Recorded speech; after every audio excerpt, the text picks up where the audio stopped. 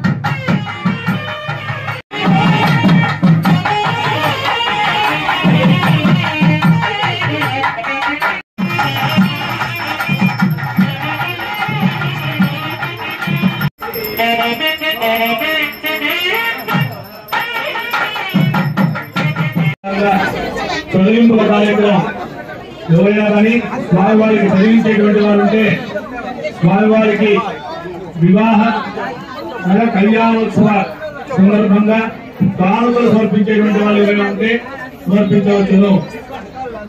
మన యొక్క గోరెంట్ల గ్రామంలో నడిపొట్టున మనకు ఈరోజు మాధవరాయుడు దేవాలయం